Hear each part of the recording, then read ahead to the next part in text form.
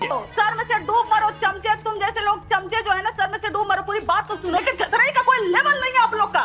बात करते हो, हमारे पे सवाल करते हो। बच्चा वही बोला तो शर्म आनी चाहिए। इतना आवेश में आने की क्या जरूरत है? कट्टा तो कल्चर है ही आपका। वो ये कह रहे हैं कि ऐसी प्रवक्ता आरजेडी ने टीवी पर रख दी जो कि गाली गलौज करती हैं, झगड़ा करती हैं, भला बुरा कहती हैं और आरजेडी का बहुत नुकसान इन दो। आपके शो पर लगातार हमेशा बैठती रही हूँ, और क्या आप मुझे ये कह सकते हैं कि मैं यहाँ पर भद्दी भाषा बोलती हूँ या फिर लड़ने झगड़ने लगती हूँ या आउट ऑफ कंट्रोल हो जाती हूँ? ये गांधी परिवार को बचाना है, राहुल गांधी को बचाना है हार से, तेजस्वी यादव को हार से बचाना है, इसलिए हार को स्वीकारो मत, इधर उधर की बहानेबाजी में लपेटो। अरे साहब चुनाव आयोग ने ये कर दिया, वो जिस तरीके से कह रहा है ना कि हम जीत गए हैं, तो मैं इनको सिर्फ इतना याद दिलाता हूं कि कल एक फैसला आया है बांग्लादेश में भी ऐसे ही शेख हसीना चुनाव जीती थी। कल उसको वहां के बांग्लादेश के कोर्ट ने फांसी दी है। लेकिन आप हिंदुस्तान के चुनाव की तुलना बांग्लादेश के चुनाव से करेंगे? बांग्लादेश में वहां शेख हसीना को फांसी हो रही है, आप उसका उदाहरण यहां हिंदुस्तान के चुनाव के नतीजों के बाद दे रहे हैं। यही सेम बयान राहुल गांधी का है ना। आप भारत को समझते क्या है?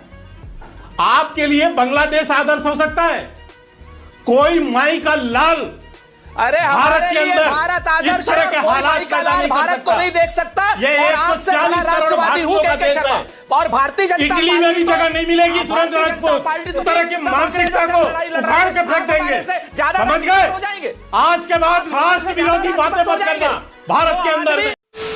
हेलो दोस्तों, नमस्कार, जय जय श्री राम। दोस्तों आज का एक और डिबेट वीडियो काफी शानदार होने वाला है, क्योंकि आज के डिबेट में हमें देखने को मिलने वाले हैं न्यूज एंकर मानक गुप्ता, आरजेडी की प्रवक्ता कंचना यादव और कांग्रेस के प्रवक्ता सुरेंद्र सिंह राजपूत। दोस्तों आज के इस डिबेट में आप सभी को बहुत ज्यादा बहस देखने को मिलने वाला है। साथ ही साथ डिबेट में बैठे कुछ लोग तो भारत का कंपेयर बांग्लादेश से करने लगते हैं।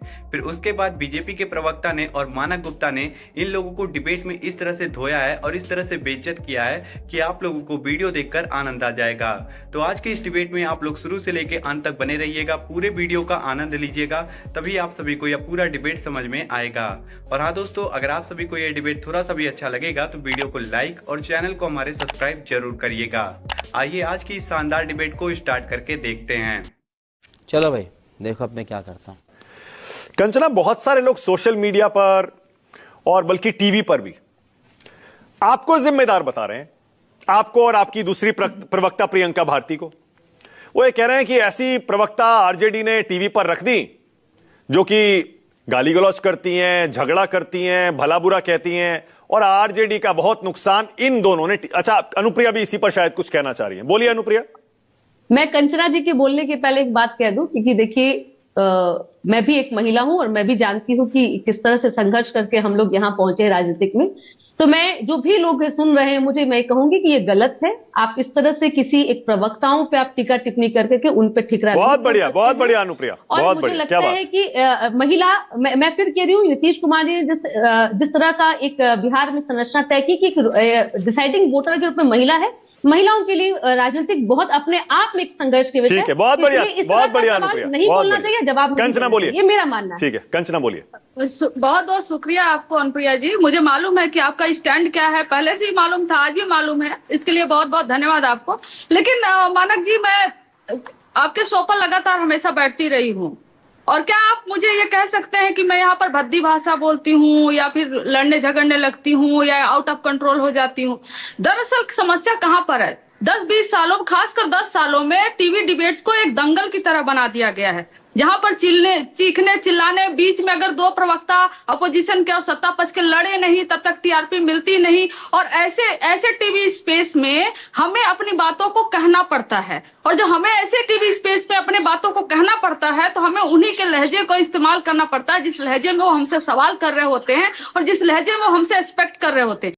वाह दीदी, वाह दीदी, नहीं दीदी, वाह दीदी। मानक जी, हमें जैसे अपने टीवी स्क्रीन पे जैसे स्पेस देंगे, जितना स्पेस देंगे, जिस तरह से सवाल पूछेंगे हम उसी तरह से जवाब देंगे। बाकी टीवी चैनल जो है जिस तरह से सवाल पूछेंगे हम उसी को जवाब देंगे। लेकिन मैं उनको कहना चाह रही हूँ कि ठीक है, कमेंट करिए, भद्दा कमेंट करिए, गाली दीजिए, कोई फर्क नहीं पड़ता है, क्योंकि शायद यही आपके संस्कार होंगे। आपके घर में भी बहन होंगी, बेटी होंगी, वो भी राजनीति में आना चाहती होंगी। मैं तो कहूंगी across the party Bharatiya Janata party हो, कांग्रेस हो, जदयू हो, आरजेडी, कोई भी पॉलिटिकल पार्टी हो, हर पॉलिटिकल पार्टी में महिलाएं महफूज रहे, आगे बढ़े, तरक्की करें। ठीक है, ओके, ऑल राइट। यही नहीं, अभी और सुनिए। मूल बात यह है, अभी मैं आरजेडी के भी प्रवक्ता को सुन रहा था। मैं मानक जी एक बात कहता हूं, जब भी हार हो तो हार को स्वीकारना सीखिए पहले। यदि हार को आप स्वीकार नहीं पाते हैं और हार के कारण नहीं समझ पा रहे हैं, तो फिर आप लीपापोती करते हैं यही कह के कि जी एसआईआर में हुआ, चुनाव आयोग ने कर दिया, 10,000 रुपया ने कर दिया, फलाने ने कर दिया। जबकि सच्चाई यह है कि हार को यदि आप स्वीकार कर लें तो आप आत्मचिंतन की बोध पर जाएंगे और आपको समझ आएगा कि गलतियां कहां कहां हुई हैं। और ये गांधी परिवार को बचाना है, राहुल गांधी को बचाना है हार से, तेजस्वी यादव को हार से बचाना है, इसलिए हार को स्वीकारो मत, इधर उधर की बहानेबाजी में लपेटो। अरे साहब चुनाव आयोग ने ये कर दिया, वो फलाने ने ये कर दिया। आपके इससे आप आश्चर्य करोगे मानक जी, आपके सैकड़ों रिपोर्टर हैं बिहार में। चुनाव आयोग एसआईआर यदि कोई मुद्दा होता तो 65 लाख लोगों के वोट पर कटे, 65 लोग भी क्या आपको सड़क पे दिखाई पड़े क्या? नहीं। कोई स्वस्फूर्त कोई प्रदर्शन करने गया क्या? आप कोई भी प्रदर्शन नहीं किया। ये केवल कांग्रेस पार्टी और विशेषकर राहुल गांधी का अहंकार था और उस अहंकार के कारण वो केवल इस मुद्दे पर वो कह रहे हैं 10,000 से जीत गए आप। प्रशांत किशोर भी बोले आज 10,000 नहीं डाले होते तो नहीं जीतते आप। हाँ, मैं वो भी कह रहा हूं सर। आपने तो 25,000 30,000 का वादा किया, क्या हुआ आपका? आप तो लोकसभा के समय 72,000 का वादा कर रहे थे। आपकी तो विश्वसनीयता ही नहीं बची है। जनता के अंदर आपकी विश्वसनीयता 0% है। कोई आपकी बात को सुनना नहीं चाहता, कोई विश्वास नहीं करना चाहता। बात तो सही है। ये प्रशांत किशोर, ये कांग्रेस, ये राहुल गांधी, ये इसी तरह की बातें करते हैं। हमने कहा जी, हमने दबाव बनाया जी, नहीं तो ये नहीं करते जी। सुरेंद्र राजपूत, ये हर चीज का सुरेंद्र भाई आपकी बारी है। माइलेज लेना है, कैसे अपने को प्रेजेंट करना है। ओके सुरेंद्र, यही केवल एक तरीका बचा है और कुछ बचा नहीं है। बाकी जनता इनको पूछती नहीं। सुरेंद्र राजपूत बोलिए।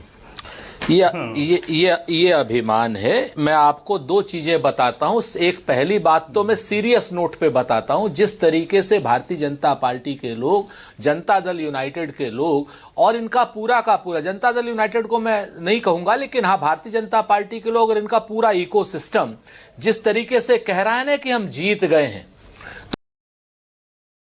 तो मैं इनको सिर्फ इतना याद दिलाता हूं कि कल एक फैसला आया है बांग्लादेश में भी ऐसे ही शेख हसीना चुनाव जीती थी। अब पूरी बम्पर मतों से चुनाव जीती थी। कल उसको वहां के बांग्लादेश के कोर्ट ने फांसी दी है और वो यहां पर एग्जाइल जीवन निभा। ये मैं कह करके मैं भारत की चुनाव प्रक्रिया पर कोई वैसी बात नहीं कर रहा हूं। मैं पहले डिस्क्लेमर दे देता हूं, सुनिए एक मिनट। ठीक, नंबर 1। आपका नंबर 2, हम तो आपको हरा चुके थे।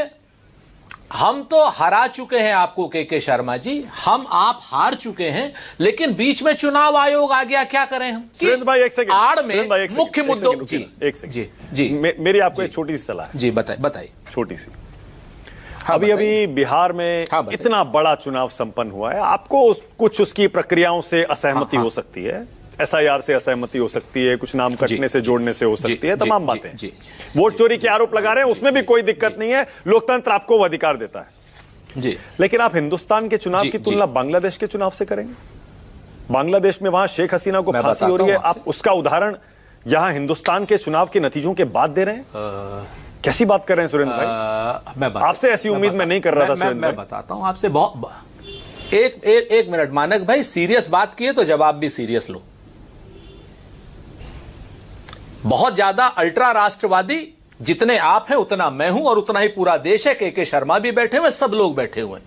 जिस वक्त बांग्लादेश में चुनाव हुए थे मानक गुप्ता जी, एक शो आप दिखा दीजिए पूरे भारत के मीडिया का या पूरी दुनिया के मीडिया का जिसने कहा हो कि वहां बेईमानी हुई थी। और उसके बाद बांग्लादेश का आप मीडिया उठाइए, देखिए क्या कह रहा था। आप समझिए मेरी बात को, मैं इस चुनाव को वहां से कंपेयर नहीं कर रहा हूं। मैंने पहले कहा मानक जी, सुनिए, मैंने नहीं, कहा कि मैं मानक जी, कंपेयर ये भी नहीं कर रहा हूं। यही कहेंगे। एक चीज नहीं, ये भी यही अपने अपनी बारी में सीरियस उनको मुद्दा बात है। पूरी करने दीजिए, एक सेकंड बात पूरी करने ये दीजिए। हाँ सुरेंद्र भाई बोलिए, जरा बोलिए। गलत बात, बोलिए, गलत बात बोलिए। तो मैंने आपको दो लगाओं पे कंपेयर नहीं किया। मैंने आपसे स्पष्ट कहा कि जिस तरीके से बांग्लादेश के लोग भी, बांग्लादेश की आवामी पार्टी शेख हसीना वाली भी ऐसे ही वो मचा रही थी, और वहां का विपक्ष भी ऐसे ही क्या नाम चिंता जता रहा था, ऐसे ही कह रहा था कि वहां बेईमानी हुई है, कदम कदम पर बेईमानी हुई है। ये वहां का विपक्ष बता रहा था, चेता रहा था आपको। मैंने दो घटनाओं को कंपेयर नहीं, दोनों घटनाओं को आपके सम्मुख रखा है। आप कहां थे ज्ञानी बाबा? इसमें अल्ट्रा राष्ट्रवादी राष्ट्रवादी कोई मसला नहीं है, सीधी सी बात है। हिंदुस्तान के लोकतंत्र की तुलना प्लीज बांग्लादेश के लोकतंत्र से मत करिए। हिंदुस्तान के चुनाव की तुलना बांग्लादेश के चुनाव से मत करिए। मैं बांग्लादेश के लिए नहीं बोल रहा हूं यहां पर कि बांग्लादेश में बड़े अच्छे चुनाव होते हैं या क्या क्या होता है क्या नहीं होता है। सबको पता है वहां क्या होता है और अभी क्या हो रहा है, यह भी सबको पता है। वो जो तख्ता पलट हुआ वो भी कैसे हुआ वो भी सबको पता है, किसकी शय पर हुआ, किस वजह से हुआ, आज बांग्लादेश में क्या हो रहा है, इस पर किस दिन डिबेट करेंगे, फिर कर लेंगे। मैं कह रहा हूं हिंदुस्तान के चुनाव में अगर कोई बेईमानी आपके हिसाब से हुई, आपको हक है, आप सवाल उठा रहे हैं, उठाते रहिए। बांग्लादेश का है घुसा रहे हैं यहां के चुनाव में। ये सुरेंद्र राजपूत पहली बार नहीं बोल रहे हैं मानक जी। बिहार के चुनाव के एक महीना पहले मनोज झा, आरजेडी के जो प्रवक्ता और नेता हैं, मनोज झा ने इसी तरह की बातें बांग्लादेश और श्रीलंका और इसको लेकर की थी कि भारत में ऐसे ही हालात होंगे। यही सेम बयान राहुल गांधी का है। राहुल गांधी ने भी इसी तरह का बयान श्रीलंका को लेकर यहां पर दिया था। मैं ऐसे तमाम नेताओं की लिस्ट सुना सकता हूं और बाकायदा बयान बता सकता हूं। चुनाव में बेईमानी कीजिएगा, आप चुनाव की बेईमानी नहीं रोकेंगे। बीच में मत, अब बीच में आप मत बोलिए, आप बीच में मत बोलिए, आप सुनिए मेरी बात। चुनाव की बेईमानी रोकिए। अब मैं ये कह रहा हूं, आप भारत को समझते क्या है? आपके लिए बांग्लादेश आदर्श हो सकता है, कोई माई का लाल अरे हमारे लिए भारत आदर्श है, कोई माई का लाल भारत को नहीं देख सकता।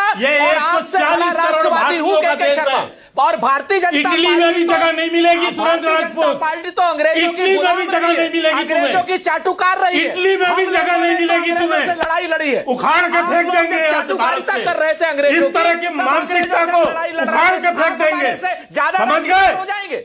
आज के बाद राष्ट्र विरोधी बातें मत करना। भारत के अंदर में जो आदमी बांग्लादेश तुम्हारे लिए आदर्श है, जो आदमी बांग्लादेश तुम्हारे लिए आदर्श है। डोनाल्ड ट्रंप से डर गया हो। ओके हटाइए, अब जरा हटाइए। ओके अब हटाइए। जनता माफ नहीं करेगी। दोस्तों आज का ये डिबेट यहीं पे खत्म हो चुका है। उम्मीद करता हूँ आप सभी को ये डिबेट पसंद आया होगा।